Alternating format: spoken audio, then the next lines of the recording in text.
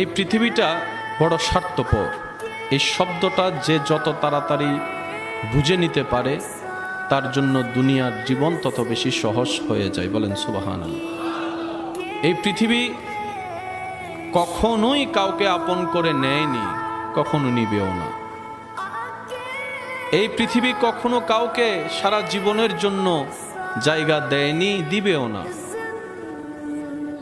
সেজন্য বুদ্ধিমান যারা, তারা দুনিয়াতে থেকে চিরস্থায়ী যে জগতে থাকতে হবে সেই আখিরাতকে তারা সাজাতে শুরু করে।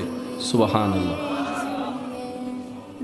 ওনারা দুনিয়ার জন্য যতটুক করে তার চাইতে বেশি আখিরাতের জন্য করে।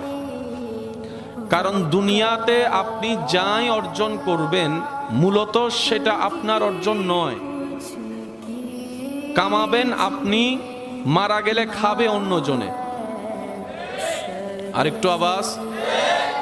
ঘর বাঁধবেন আপনি, থাকবে অন্যজনে। গাড়ি কিনবেন আপনি, চোখটা বন্ধ হলে সেই গাড়ির মালিকানা দাবিদার হয়ে যাবে অন্যজন। জমি আপনার কিনা, আপনি মারা গেলে সেটা ভাগ বটরাই হয়ে যাবে মালিক 4 জন 5 জন আপনার সন্তানের পরিবারে আত্মীয়র ভিতরে। এই দুনিয়াতে নিজস্ব অর্জন বলতে আপনার আমার মূলত কোনো কিছুই নেই। দুনিয়াতে অর্জন হয় আসল আপনার আমার যদি কোনো কিছুই থাকে তার মধ্যে একটা হচ্ছে ঈমান আর একটা হচ্ছে নেক আমল। সুবহানাল্লাহ। এই দুই অর্জন ছাড়া আপনার আমার জন্য মূলত দুনিয়ার থেকে নিয়ে যাওয়ার মতো